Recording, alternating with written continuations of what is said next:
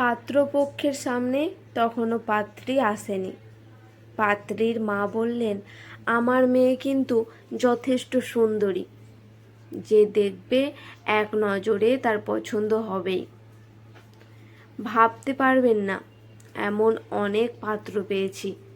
মেয়েকে সোনার গয়না দিয়ে সাজিয়ে নিয়ে যেতে চেয়েছেন। এটাও বলেছিলেন বিয়েতে আমাদেরকে 1 টাকাও খরচ করতে দেবে না। বড় বড় ব্যবসায়ী, বড় বড় বেসরকারি চাকুরে, এমনকি সরকারি চাকুরেও এসেছে। আমি মোটেই কিন্তু রাজি হইনি।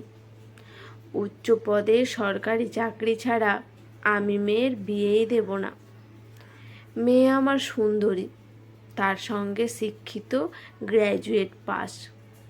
উচ্চপদস্থ সরকারি চাকুরে পাত্র তখন মন দিয়ে শুনছেন পাত্রীর মায়ের এমন অহংকার সুলভ কথা। এ কথা সে কথা বলতে বলতেই পাত্রী সামনে এলেন। পাত্রীর বাবা বললেন, যা জানার আছে জেনে নিন। আমার মেয়েকে দেখে আজ পর্যন্ত কেউ অপছন্দ করেনি, এ আমাদের গর্ব। এই তল্লাটে আমার মেয়ের মতো দ্বিতীয় কাউকে পাবেন না। মিনিট 10 হয়ে গেছে।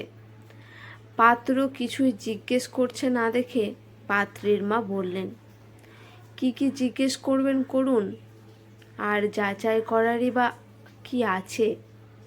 সুন্দরী মেয়েরই আজকাল বড় অভাব। তাই জন্যে পাত্র এবার উত্তর দিলেন। পাত্র বললেন, যাচাই করার কিছু নেই, তবে মাধ্যমিক থেকে গ্র্যাজুয়েশন পর্যন্ত মার্কশিটগুলো আমি একবার দেখতে চাই। সুন্দরী হওয়াটা যোগ্যতার মধ্যে পড়ে না।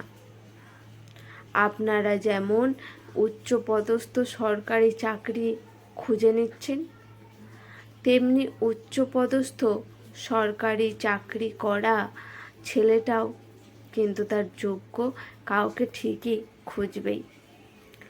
কোনো রকমে পাস আর ভালো নাম্বার নিয়ে পাস, দুটো কিন্তু এক নয়।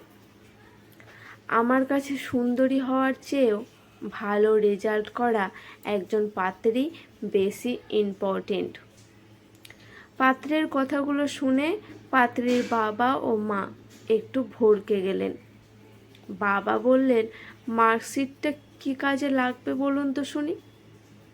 পাত্র জবাব দিলেন, সৌন্দর্যটাই বা কি কাজে লাগবে? আজ আছে তো কাল নেই, থাকবে না ওটা।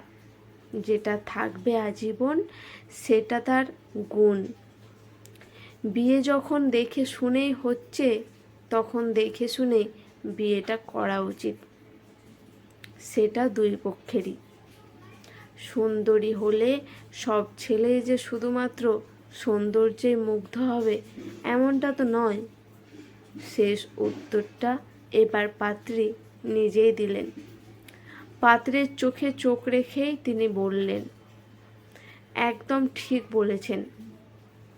আমি এই সত্যিটা আমার বাবা ও মাকে বোঝাতে পারি না। আমি নিজের পায়ে দাঁড়িয়ে আমার যোগ্যতা সম্পন্ন ছেলেকেই বিয়ে করতে চাই। আমার বাবা ও মা কিছুতেই এটা বুঝতেই চায় না। বলে, তুই সুন্দরী, তোর কিছু না করলেও চলে।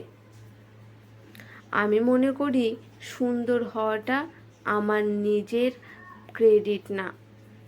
তাছাড়া আমার রেজাল্ট কিন্তু একদম ভালো নয়। আপনি চাইলেও আমি আপনাকে বিয়ে করতে পারবো না।